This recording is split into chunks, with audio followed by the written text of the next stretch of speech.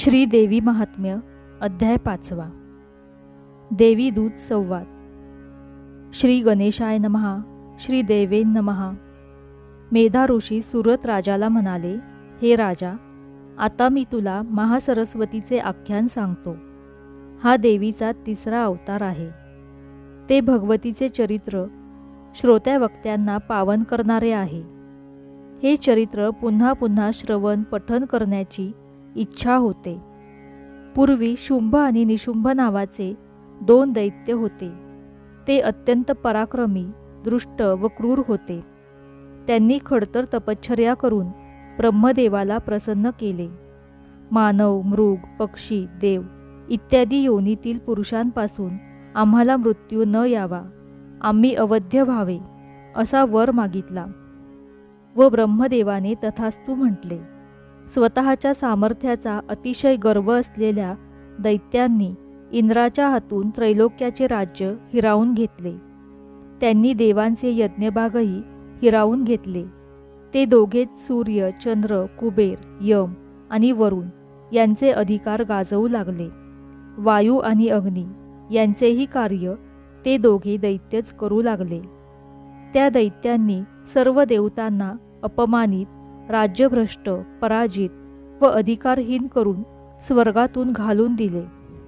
मग त्या देवतांनी अपराजिता देवीचे स्मरण केले व विचार केला, या देवीने पूर्वी आपल्याला वर दिला होता की संकटकाळी तुम्ही माझे स्मरण करताच मी तुमच्यासाठी धावून येईल व तुमच्या सर्व संकटांचा नाश करीन. देवीने दिलेला हा वर आठवताच सर्व देवदेवता पर्वतराज हिमालयावर गेले. सर्वांनी हात जोडले, साष्टांग नमस्कार घातला.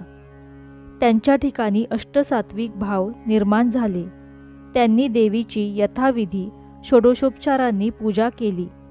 मग सर्व देव हात जोडून विष्णुमाया देवीचे स्तवन करू लागले. देवीला आमचा नमस्कार असो. महादेवी शिवादेवीला आमचा नमस्कार असो. सर्वांना उत्पन्न करणाऱ्या म्हणून प्रकृतीला, सर्वांचे कल्याण करणारी म्हणून भद्रादेवीला नमस्कार असो. आम्ही नित्यनियमाने जगदंबेला नमस्कार करतो.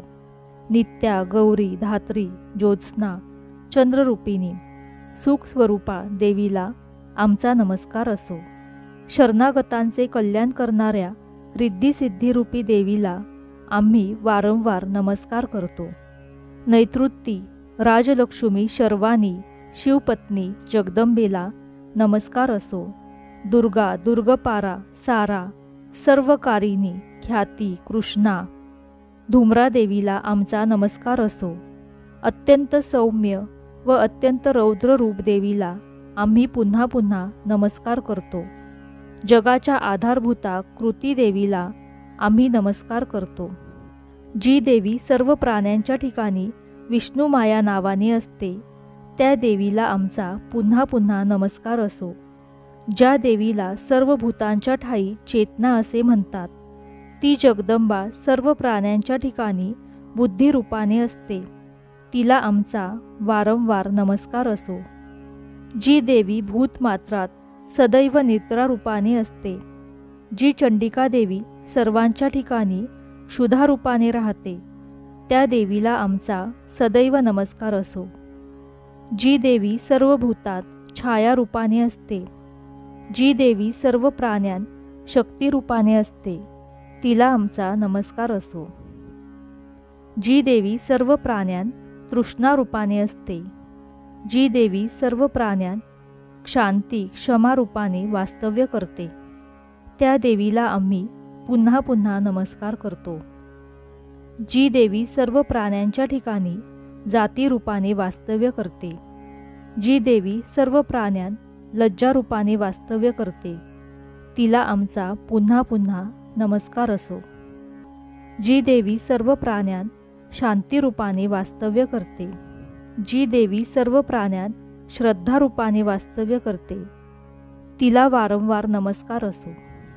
जी देवी सर्व प्राण्यां कांतीरूपाने आहे, जी देवी सर्व ठायी लक्ष्मी रूपाने वास्तव्य करते, तिला आम्ही पुन्हा पुन्हा नमस्कार करतो. जी देवी सर्व चराचरात वृत्तीरूपाने असते. जी देवी सर्वांच्या ठायी स्मृतिरूपाने असते, तिला आमचा नमस्कार असो. जी देवी सर्वांच्या ठिकाणी दयारूपाने असते, जी सर्व भूतात तुष्टीरूपाने आढळते, जी देवी सर्व भूतांत सदैव मातृरूपाने वास्तव्य करते, तिला आमचा नमस्कार असो. ती सर्व प्राण्यां भ्रांतिरूपाने राहिलेली आहे, जी देवी सर्व इंद्रियांची अधिष्ठात्री आहे, सर्व प्राण्यांना व्यापून राहिलेली आहे. या चित्ररूपी देवीला आम्ही नमस्कार करतो.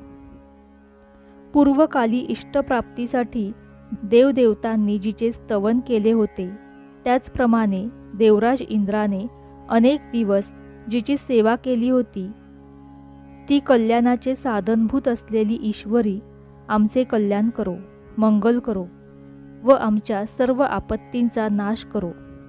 उन्मत्त दैत्यांनी पीडा दिलेल्या आम्ही सर्व देवता जिला या क्षणी नमस्कार करत आहोत व भक्तीने विनम्र होऊन स्मरण करताच जी सर्व आपत्तींचा नाश करते, ती जगदंबा आमचे संकट दूर करो.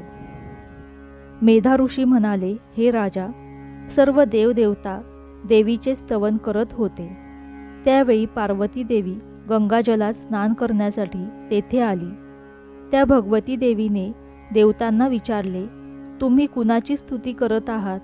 त्याचवेळी तिच्या शरीरकोशातून प्रकट झालेली शिवादेवी म्हणाली, ही शिवादेवी म्हणजेच महासरस्वती. हे पार्वती, शुंभ दैत्याने पीडा दिलेल्या व निशुंभ दैत्याकडून पराभूत झालेल्या या देवता येथे एकत्र जमून माझे स्तवन करत आहेत. पार्वतीच्या शरीरकोशातून अंबिका प्रकट झाली म्हणून तिला जगात कौशिकी असे म्हणतात. कौशिकी प्रकट होताच पार्वतीचे शरीर काळ्या रंगाचे झाले, म्हणून हिमालयावर राहणारी ही कालिका देवी या नावाने प्रसिद्ध झाली. मग महासरस्वतीने दिव्य रूप धारण केले. तिच्यासारखी सुंदर स्त्री अवघ्या त्रैलोक्यात दुसरी नव्हती. ती रतीपेक्षाही कोटी गुणांनी अधिक सुंदर होती. त्याचवेळी शुंभ निशुंभाचे सेवक चंडमुंड दैत्य तेथे आले. अत्यंत सुंदर रूप धारण केलेल्या अंबिका देवीला पाहताच ते शुंभा दैत्याकडे गेले आणि त्याला म्हणाले, महाराज, आम्ही अत्यंत सौंदर्य संपन्न स्त्रीरत्न पाहिले. मदनालाही मोह पाडील अशी ती आहे. ती आपल्या दिव्य कांतीने हिमालयाला प्रकाशित करत आहे. अशी सुंदर आजपर्यंत कोणीही कोठेही पाहिली नसेल. त्रैलोक्य सुंदर अशा त्या स्त्रीला ताबडतोब आणून आपली पत्नी करा. महाराज, त्या स्त्रीरत्नाशिवाय तुमची इतर सर्व रत्ने व्यर्थ आहेत. ती स्त्री आता हिमालयावर आहे. दैत्यराज, त्रैलोक्यातील सर्व रत्ने, हत्ती, घोडे इत्यादी सर्व काही आपल्या घराची शोभा वाढवीत आहेत.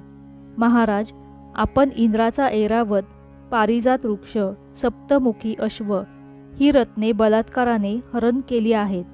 हंसध्वजाने युक्त दिव्य अद्भुत असे बलात्काराने हरण केले आहे. आपल्या भीतीने सागरानेही कमलमालेसह नाना प्रकारची रत्ने आपणास दिली. मृत्यूची शक्ती व यमाचा दंडही आपण जिंकलात. कामधेनूही आपण घेतली. मेनकादी अप्सराही आपणास वश झाल्या. दक्ष प्रजापतीचा उत्कृष्ट रथही तुम्हाला मिळाला. अग्नीने शुद्ध आणि नित्यनूतन व अग्नीसारखी तेजस्वी 2 वस्त्रे आपणास दिली. अशा प्रकारे सर्व रत्ने आपल्याकडे असताना ते सुंदर स्त्रीरत्न आपण का बरे आणीत नाहीत?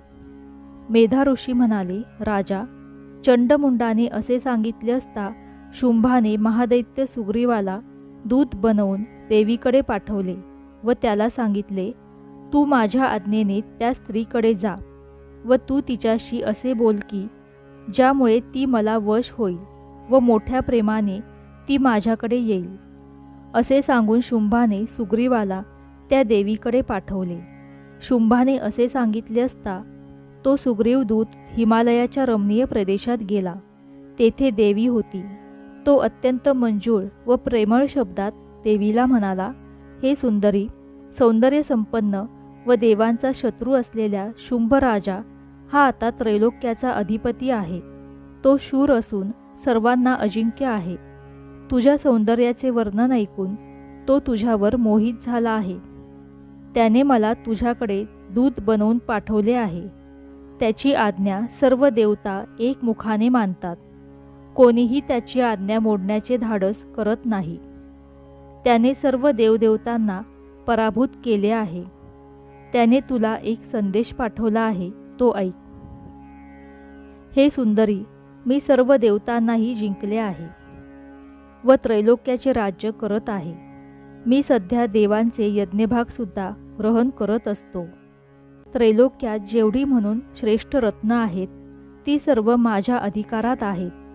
इंद्राचा श्रेष्ठ ऐरावत हत्ती मी हिरावून घेतला आहे. समुद्र मंथनातून अश्वरत्न उच्चश्रवा प्रकट झाला. तो देवांनी मला अर्पण केला आहे. हे सुंदरी, याशिवाय जेवढी म्हणून रत्ने देव, गंधर्व, नाग यांच्याजवळ होती ती सर्व माझ्याकडे आली आहेत. हे सुंदरी, मी तुला जगातील स्त्रीरत्न समजतो, म्हणून तू माझ्याकडे ये व माझा स्वीकार कर. आम्ही सर्व रत्नांचा उपभोग घेणारे आहोत. तू माझा स्वीकार करून अवघ्या त्रैलोक्याची स्वामिनी हो व सर्व विषयभोग यांचा उपभोग घे. मी अवथ्य असल्याने तू चिरकाल सौभाग्यवती होशील. माझ्याप्रमाणेच माझा भाऊ निशुंभही मोठा पराक्रमी आहे. तू आमची सेवा कर. हे सुंदरी, नीट विचार करून तू माझी पट्टराणी हो.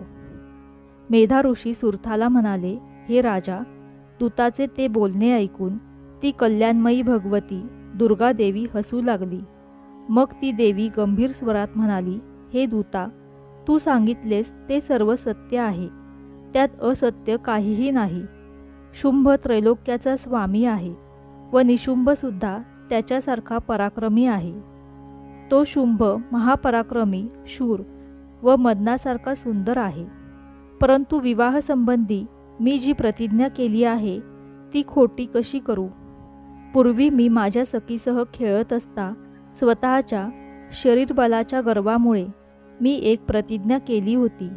ती अशी की जो माझ्यासारखा बलवान असेल व माझ्याबरोबर युद्ध करून मला जिंकेल त्याच्याशीच मी विवाह करील.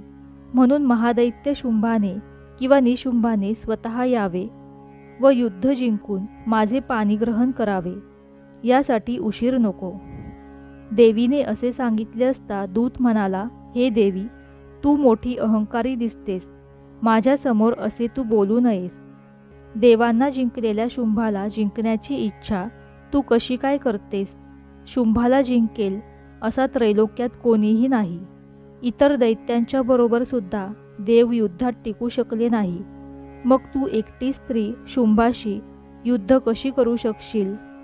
ज्या शुंभ निशुंभ यांच्यापुढे इंद्रादी देवसुद्धा उभे राहू शकत नाही त्यांच्यापुढे तुझा निभाव कसा लागणार? म्हणून म्हणतो, तू माझ्याबरोबर चल व स्वतःचा सन्मान राख. नाहीतर ते तुझे केस पकडून तुला फरफटत नेतील. तुझी प्रतिष्ठा धुळीला मिळेल. देवी म्हणाली, हे दूता, तू म्हणतोस ते ठीक आहे. शुंभ निशुंभ मोठे पराक्रमी आहेत, पण मी तरी काय करू? मी पूर्वीच विचार न करता प्रतिज्ञा करून बसले आहे. म्हणून आता तू परत जा. मी तुला जे काही सांगितले ते सर्व दैत्यराज शुंभाला सांग. मग त्यांना जे योग्य वाटेल ते ते करतील. देवीने असे सांगितले असता आश्चर्यचकित झालेला दूत परत गेला. श्री मार्कंडेय पुराणाच्या सावर्णिक मन्वंतरातील श्री देवी महात्म्यातील देवी दूत संवाद नावाचा 5वा अध्याय समाप्त. श्री स्वामी समर्थ. जय जय स्वामी समर्थ.